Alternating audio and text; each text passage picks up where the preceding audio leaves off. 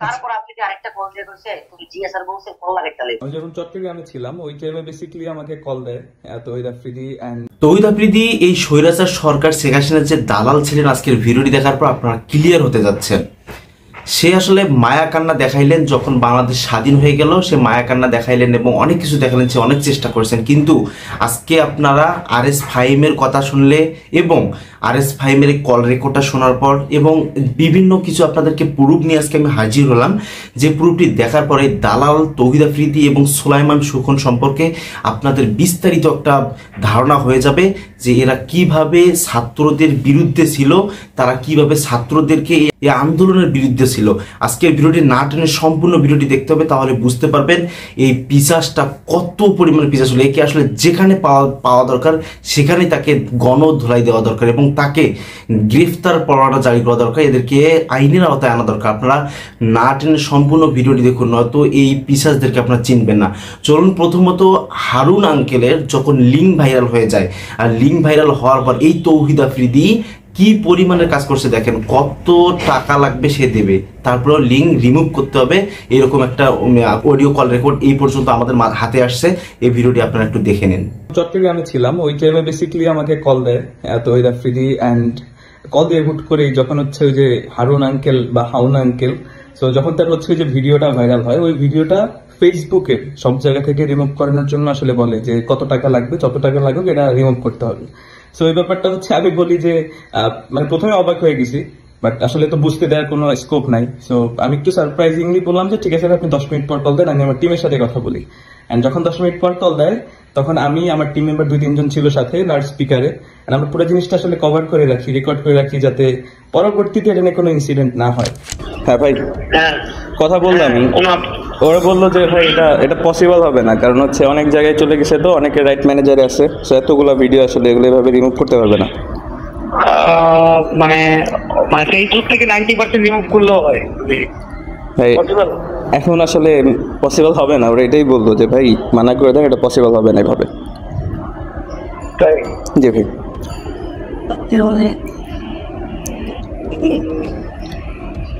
দেখি ড্রাইভে যাচ্ছে না? হ্যাঁ, ড্রাইভ, টেলিগ্রাম গ্রুপ, ইভেন অনেক ওয়েবসাইট। আচ্ছা, আমার সিআইডি থেকেও ফোন দিছিল, পসিবল তো না। বলছি যে আমি তো ঢাকার বাইরে, এখানে নেটওয়ার্কের অবস্থা বাজে। অ্যান্ড সেকেন্ড থিং হচ্ছে কথা বললো যে এটা আসলে ওইভাবে পসিবল না। এই তৌহিদ আফ্রিদি যে তার মিটিংয়ে যখন ডাকতো, যারা ইউটিউবার রয়েছিল এবং ইনফ্লুয়েন্সার রয়েছিল, বাংলাদেশের মধ্যে সেলিব্রিটি ছিল, যাদেরকে মিটিংয়ে ডাকতো, আর যদি মিটিংয়ে না আসতো তাহলে তাকে বলছিল যে তোকে দেখে নেওয়া হবে। সব প্রুফ মিলছে আজকের ভিডিওতে। চলুন এখন আমরা দেখবো যে তৌহিদ আফ্রিদির বিরুদ্ধে কেউ যদি কোনো পোস্ট করেছে বা তার বিরুদ্ধে কোনো রকম কোনো কথা বলছে, তাহলে তৌহিদ আফ্রিদি কিভাবে স্টেপ নিতেন আমরা এখন এটা দেখবো। দেখেন কিভাবে সে পাওয়ার দেখাইতেন। চলুন আমরা সরাসরি কল রেকর্ডটা শুনে আসি, শুনলে আপনারাই অবাক হয়ে যাবেন। সকল জিনিস আমাদের হাতে চলে আসছে, না টেনে ধৈর্য সহকারে ভিডিওটি দেখতে থাকুন।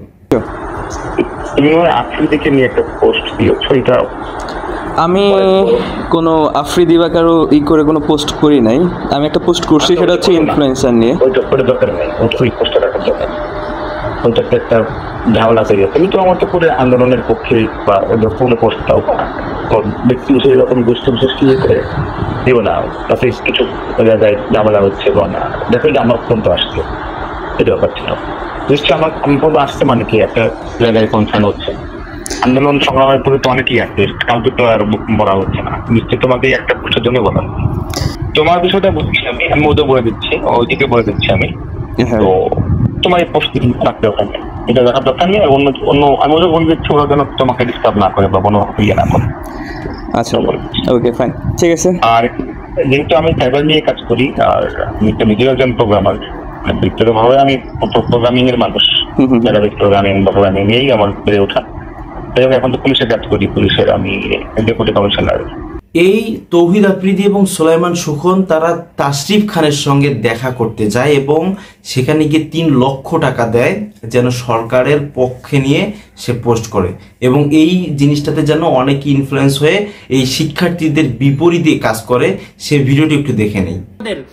ইনফ্লুয়েন্সার, আমার বলতে কথাটা মানে লজ্জা লাগছে যে আমাদের প্রমিনেন্ট 2 জন ইনফ্লুয়েন্সার যাদের নাম আপনারা চিনবেন, তাদের থেকে 2 জন কিন্তু বিটচে করছে অনেকটা আমাদের সাথে। আমি জানি না তারা কি বিপদে পড়ে করছে না কি কিছু না, ওটা আমার জানার দরকার নেই। দেশের সাথে বিটচে করছে, তারা করছে কি দেখেন, আমাকে এখানে একটা চাপে ফেলতে চাইছিল, শুধু আমি না, আমার অনেকে, আমি জাস্ট আমাকে উদাহরণটা দিচ্ছি। 5 জুলাই প্রথম যখন আমি ছাত্রদের পক্ষে পোস্ট করি এবং আমি তারপর কবিতা লেখা শুরু করি, আমি যখন গান রেডি করা শুরু করি এবং আরো অনেক ইনফ্লুয়েন্সার, হয়তো কেউ আগে কেউ পরে, আস্তে ধীরে ছাত্রদের পক্ষে আসা শুরু করে, তখন থেকে স্বৈরাচাররা বুঝে গেছিল যে আমরা ইনফ্লুয়েন্সাররা একটা জনমত তৈরি করতে সক্ষম হব। সেই জন্য তারা চেষ্টা করছে কি আমাকে টার্গেট করে চা খাওয়ার কথা বলে একজন প্রমিনেন্ট সিনিয়র ইনফ্লুয়েন্সার, নাম বলে হয়তো সবাই চেনে, আমি নাম বলবো না, আমি কারো ক্ষতি চাই না ভাই, আমি শান্তি চাই।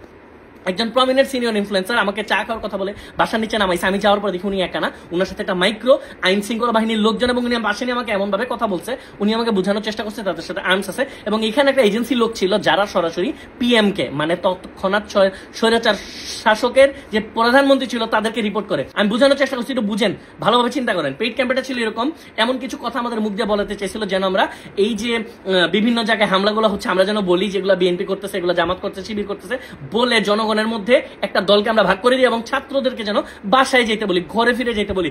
আমি একা না, আমাকে 5 জনের লিস্ট চাইছিল যে এই 5 জনকে তাশরিফ তুমি ম্যানেজ করো। আমি যদি অস্বীকার করতাম, আমি যদি মানা করতাম ইনস্ট্যান্ট, দেখেন সিচুয়েশনটা বুঝেন, বাংলা সিনেমার নায়কের মতো বিষমাইক বললাম আমার 5 জন চলে গেল উড়ে, এটা হবে না। আমাকে যদি তখন আমি অস্বীকার করতাম, আমাকে নিয়ে যায় মাইক্রো দিয়ে নিয়ে যায়, যদি অফিসের মধ্যে বসায় রেখে আমার কাছ থেকে ফোন নিয়ে আমার পেজের অ্যাক্সেস নিয়ে ভিডিও করে ভিডিও আপলোড করতো, আপনারা কিন্তু বুঝতেন না, ভুল বুঝতেন। এবং এই সরকার চাচ্ছে যেভাবেই হোক, মানে উৎখাত রাগ পর্যন্ত চাইছে আমাদেরকে বিতর্কিত যেভাবেই হোক করে দেওয়ার জন্য, যেন আমার করছি কি সিচুয়েশনটা এইভাবে ডিল করছি। আমি বলছি আচ্ছা ভাই ঠিক আছে, আমি দেখতেছি, বলে আমি নাম বলে দিই, আমরা কারা কারা দেশের জন্য আমরা সবাই ঘর বাড়ি ছেড়ে দিয়েছিলাম। আমি ওই মিটিং করছিলাম হচ্ছে, আমি ওরা যখন আমার কাছে আসলাম বলছে আচ্ছা ভাই ঠিক আছে আমি দেখতেছি, কারণ আমার কথা হলে এখন যদি আমি ধরা খাই আমি মানুষের জন্য একটা কথা বলতে পারবো না। আমি জেলে থাকলে, আমি আয়না ঘরে থাকলে ভাই আমি কি কথা বলতে পারবো, কার জন্য কথা বলতে পারবো, কিছুই পারবো না। সো আমি মিটিং করছিলাম হচ্ছে আরএস ফাহিম, লেজিট বান্দার যে ম্যানেজার আইমান, নিয়ন এনন, আমরা 4 জন 5 জন আমরা বসছিলাম, আমরা বসে বলছিলাম এই সিচুয়েশন, আমরা ডিসিশন নিছিলাম আমরা কেউ বাসায় থাকবো না, আমরা প্রয়োজনে পালায় যাবো, তারপরেও দেশের সাথে ছাত্রদের রক্তের সাথে আমরা বেইমানি করবো না। তৌহিদ আফ্রিদি কিভাবে প্রত্যেকটা ইউটিউবারকে দমায় রাখছে এবং প্রত্যেকটা ইউটিউবার মুখ বন্ধ করছে, সকল কিছু লিডার ছিল তৌহিদ আফ্রিদি এবং আরএস ফাহিম। এই ব্যাপারটি নিয়ে তার একটা কল রেকর্ড আমাদের মাঝে পাঠাইছেন, আর সেই কল রেকর্ডটা এখন আপনাদেরকে শোনাবো। দেখুন সে আসলে কি পরিমাণের পিশাচ ছিলেন এই তৌহিদ আফ্রিদি এবং সুলাইমান সুখন। এই কল রেকর্ডটা শুনলে আপনারা বুঝতে পারবেন, না টেনে কল রেকর্ডটা শুনতে থাকুন। ব্যাপারটা শুনেন, আমি 15 জুলাই মালয়েশিয়া থেকে আইছিল, 15 তারিখ এয়ারপোর্ট থেকে নামার গাড়িতে ওরা সাথে সাথে দেখি ফেসবুকে তোলপাড় চলতেছে ভাই। আমি গাড়ির ভিতরে বইয়েই ভাই, আমি রাত্রেবেলা, আমি 11টার দিকে বাসায় ঢুকছি, আমার পোস্টটা রাত্রেবেলা, আমি সাথে সাথে একটা কোটা আন্দোলন নিয়ে একটা পোস্ট দিয়েছি। বাসায় আইতে নাইতে আমার সবাই ছাত্রলীগের যে ছাত্র সভাপতি ভাই ফোন দিচ্ছে উত্তরের সভাপতিরে, উত্তরের বাসা হচ্ছে আমার ভবন, আমার বাসা হচ্ছে ভাই গণভবনকে সাইড করলি পরে আমার বাসা। একটা রাজনৈতিক এরিয়ার মধ্যে এখানে যে তোমার অবস্থা গেছে এই ফেস আর কেউ করে নাই। আচ্ছা ঠিক আছে, ফোন দিছি, ফোন দেওয়ার পর আমি বলছি ভাই আমি ছাত্রদের পাশে, আপনাদের সাথে হয়তো ভালো সম্পর্ক আমার, কিন্তু আমি ছাত্রদের পাশে, আমি ছাত্রদের সাথে হয়ে কাজ করি, হ্যাঁ মানে ছাত্রদের পাশে, আমি ছাত্রদের পাশে থাকছি। আচ্ছা ঠিক আছে, এরপরের দিন 17 তারিখ আরেকটা পোস্ট দিচ্ছে, 16 তারিখ একটা পোস্ট দিচ্ছি, আর 17 তারিখ আমি একটা কাজ করছি কি ভাই, ওই যে ঝামেলাটা 17 তারিখ মানুষের আহত বেশি স্টুডেন্ট। তো আমার অ্যাকাউন্টের মধ্যে মানে আমার ব্যাংক অ্যাকাউন্টের মধ্যে মানে 3 লাখ 3.5 লাখ টাকার মতো আসছিল। আমি করছি কি পোস্ট দিচ্ছি যারা আর্থিক, এটার জন্য আমার পেজে মেসেজ দিয়েছে ভাই 1 লাখ। পেজের মাঝখানে 10 জনের টিম বসে ভাই, তাতে কেউ ফেক না হয়। তারপরে 10 জনের টিম বসে প্রত্যেকজনের ভিডিও কল, তারপরে ফোনে ফোন দিয়া ওদেরকে টাকা, মানে প্রত্যেক জেলায় যে ভাই পানি খাবারের টাকা ছাত্রদের জন্য, হাসপাতালের বিল, কারো গায়ে রাবার বুলেট লাগছে, এই বিল আমি সব মিলাই একটা টাকা 2.5 লাখ টাকার মতো একটা টাকা ভাই মানে 7 ঘন্টার মধ্যে আমি এটা পাঠাইছি প্রত্যেকটা বিকাশ অ্যাকাউন্টে। এগুলো আমি আমার পোস্টের স্ক্রিনশটে আমি আমার পোস্টে দিয়েছি, মানে কমেন্টের পোস্টে দিয়েছি। এটা আমি ভালো করছি না, কিন্তু ভাই এই পোস্ট দেওয়ার পরে শুরু হয়েছে আমার মধ্যে খেলা ভাই। এই পোস্টে আমার সবচেয়ে বেশি খেলা শুরু করে দিচ্ছে। এই পোস্ট দেওয়ার সাথে সাথে আমার ভাই আপনার এনটিএমসি এর চিফ যে জিয়া, যে প্লেনে খাইছে, ওখান থেকে ফোন আসছে ভাই। হ্যাঁ, কারণ ইলেকশনের আগে আমি স্বীকার করি ভাই, ইলেকশনের আগে বাংলাদেশের প্রত্যেকটা ইনফ্লুয়েন্সার, আমি নিজে সহ ওই একটা প্রমোশন ভিডিওর কাজ করছে ইলেকশনের আগে। আমি করছি ভাই 300 ফিট রাস্তাটা, মানে 300 ফিট রাস্তাটা করছে না, নতুন হেলিপ্যাড ইয়ারা 6 লেন 14 লেনের একটা ভিডিও করছি, ভাই আফ্রিদি মেট্রো রেল করছে, মানে প্রত্যেকটা কন্টেন্ট ক্রিয়েটর ভাই ওখানে এমন কেউ নাই ভাই। আপনি পুরোটা হোস্ট করতেছে, আমি কইছি আমার প্লিজ রিকোয়েস্ট স্টেজে বলেও রাখতিস না। আমি আর তার শিল্পে করছি কি পলাই গেছি কি একটা সিরিজ চিপাই, তার শিল্পে কিছু ফাইল ভাইয়া তুই একটু ম্যানেজ করে আয়, আমি এনতে চাই না, ঠিক আছে ভাই। আমি ভাই একটু ঢুকছি ভাই, আপনি চোখ আমার উপরে তো ওখানতে পড়ছে, কারণ ওই জায়গায় মানে টেকেলদের মতো ওরে আমি একমাত্র, তুই একটু কিছু বলে যা তাড়াতাড়ি আয়। আর ভাই এই জায়গায় সব কন্টেন্ট ক্রিয়েটর সব আমার দিকে এমনি চাইয়া পানি মারতেছে, এই না পাইলে ভাই আমি না পাইলে স্টেজের উপরে আমি যে জেলায় যাই বাইক চালাই, এই রাস্তাঘাট এমন ছিল না, এই রাস্তা ভাই আমি স্পিচ আমি স্বীকার করি ভাই, রাস্তাঘাট এমন ছিল না, রাস্তাঘাটটাও উন্নতি হয়েছে এতটুকু কইয়াই ভাই আমি ওয়েলতে গেছি গা। এরপরে ভাই মানে এরপরের ঘটনা মানে আমি তো বাইরে গেছি সাথে সাথে তার শিপের 10 মিনিটের মাথায় আমি বেরিয়ে গেছি। যত কন্টেন্ট ক্রিয়েটর আছে ভাই সবাই ভাই সরকারি লোকজনে ভাই মদ বড় বড় বিয়ার হ্যাঁ হাবিজা, আমি জীবন ভাই মদ খাই না ভাই, এই জিনিস দিছে আমি বেঁকে গেছি ভাই।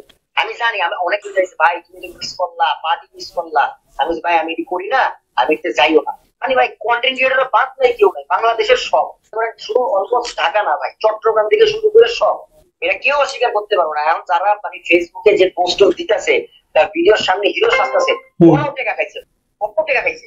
তো আমি ওইখান থেকে বাইরে আসার পরে এই মানে এই ঘটনার পরে আমার ফাইভ থেকে ফোন দিচ্ছে ভাই, মানে সারোয়ার নাকি জানি একটু নাম, মানে তারপরে তার 17 তারিখের সাথে সাথে 18 তারিখ আমি আন্দোলনে গেছি, আমি 18 তারিখে আন্দোলনে গেছি মানে বিরুদ্ধে জায়গা, মানে তখন তো ভাই আমরা তো জানি না যে আওয়ামী লীগ কেমনে টাইম পাকবে বা কিছু না, তো তাও আমি এই সাহস নিয়ে বিরুদ্ধে যাইয়া আমি 27 নম্বরে যাই ভাই প্রতিষ্ঠা করছি, আমার 3টা ছবি আছে ভাই। তারপরে মানে বাসায় আসার সাথে সাথে আমার ফোনে ফোন দিছে ভাই ওই সোলেমান সুকল, কিন্তু আমি একটা কাজ করছি কি মানে 15-16 পর থেকে আমি আননোন নাম্বার সব মানে সব রিজেক্ট, কোনো ফোনে ধরি না, ফোন দেখছি লাস্টে পর 13 নাকি যে নাম্বার, আচ্ছা ঠিক আছে। তারপর একটা মেসেজ আসছে please file call back it's urgent regards Soleman Sukul, ওই মেসেজ থেকে আমি সাথে সাথে মেসেজ উত্তর ডিলিট করে দিচ্ছি ভাই, কারণ আমি কিচ্ছু দেখি নাই, মানে আমি ওদের করে পড়তে যেতেছি না, আমার কথা হয়েছে এটা ভাই, আমি এই জায়গায় কোনো ফেস হবো না কোনো কিছু না, আমি পড়তে তাও আমি ভাই ভয় পাইনি। এটা কিন্তু এরকম না মানে আমি কি চিন্তা আমার ছবি কিন্তু ভাই পোস্ট কারণ কিন্তু নেট অফ হওয়া পর্যন্ত 18 তারিখ আমি ছবিটা পোস্ট করবো কি করবো না এটা নিয়ে খুব টেনশন।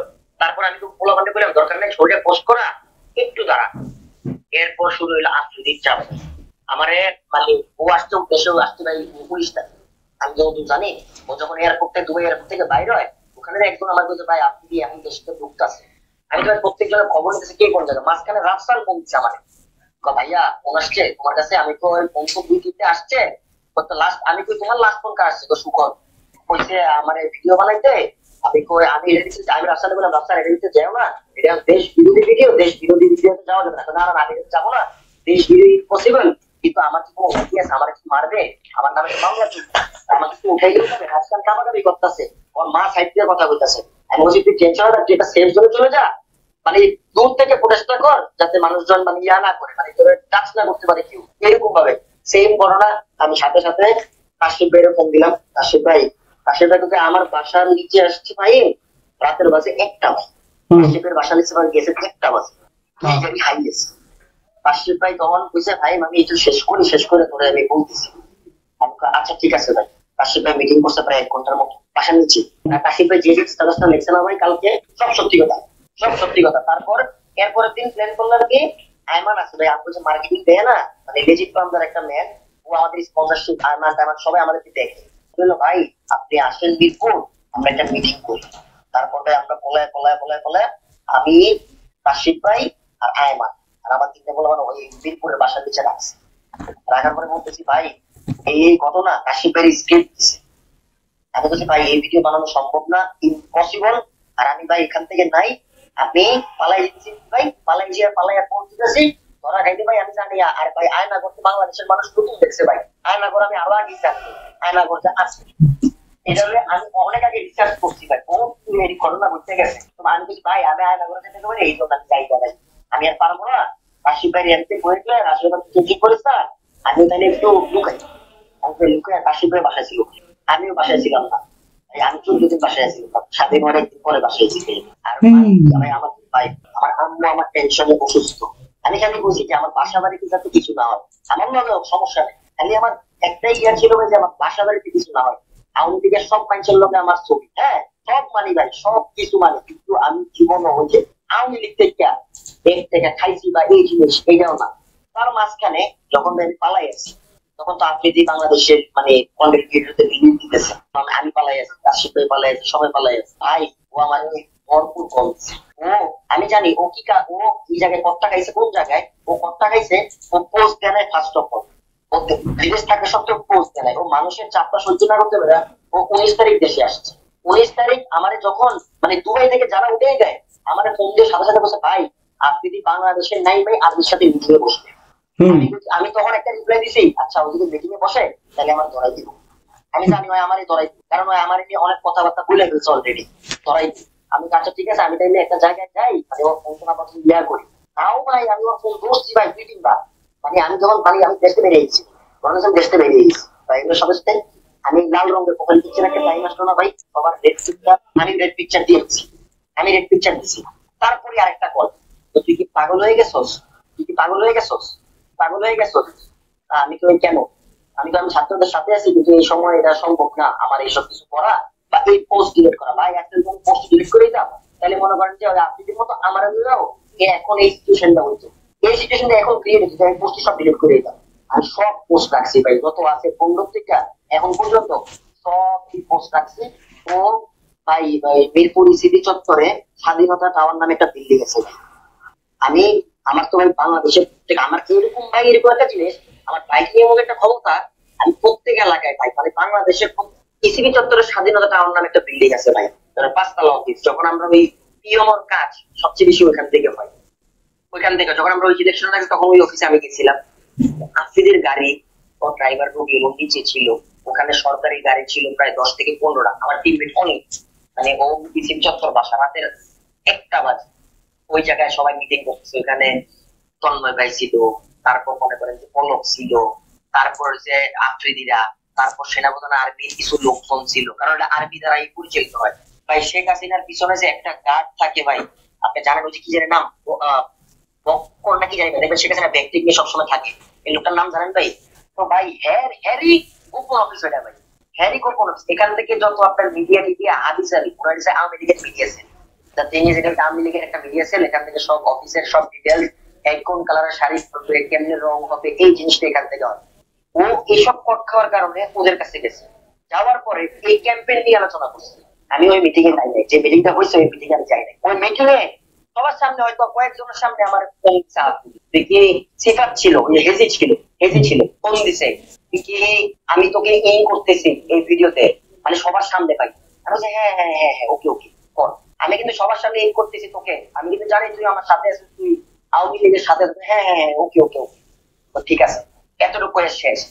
এরপরে রাতের 2টার দিকে আবার ফোন, তুই কি আওয়ামী লীগ করস? হ্যাঁ করি তো তখন তো ভাই স্বাধীন হয়ে গেছে, ভালো করে বল কিন্তু তুই কি করস না?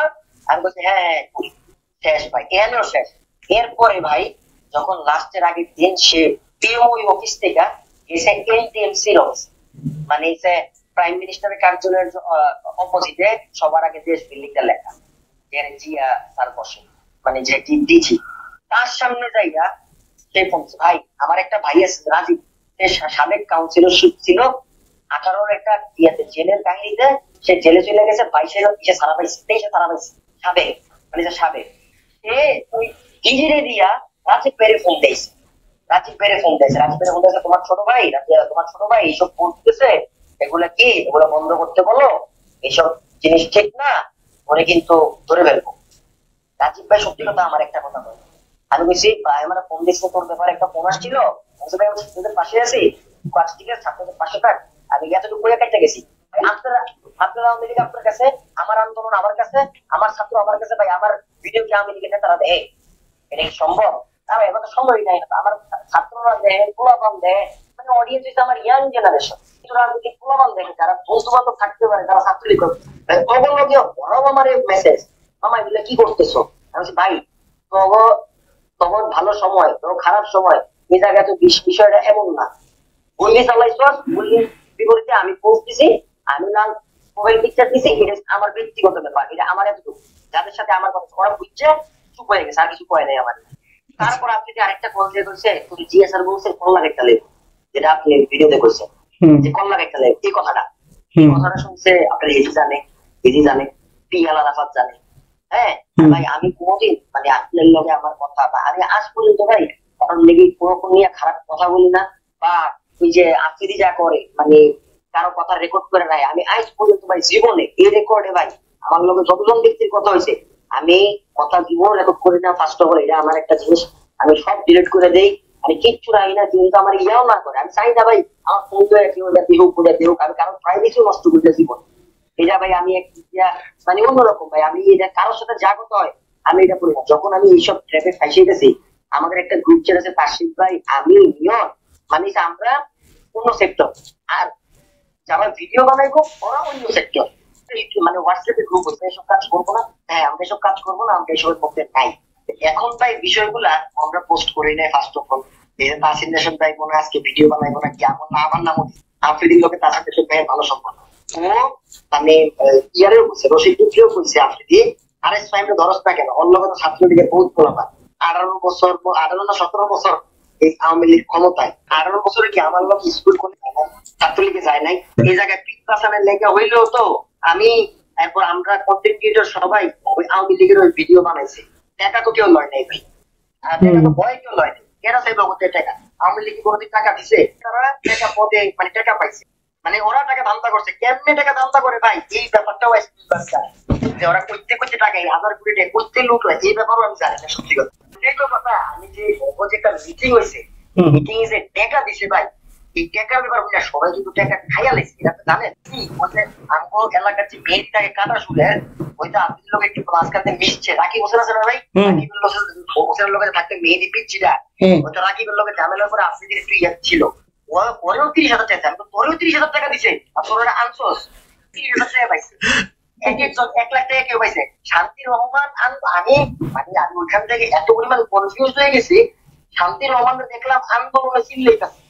শান্তির রহমানের আমার কাছে একটা ভিডিও আছে ভিতর থেকেই, যে শান্তির রহমান বসে আছে মানে মিটিং এ, আমার মাথা আসলে ক্যাচ করে না আমি কি হইতাছে, মানে ওরা কি পরে পল্টে নিবে। ফেসবুক, ইনস্টাগ্রাম, টিকটক সব জায়গায় এই ভিডিওটা আপনারা ছড়াই দিন, শেয়ার করুন।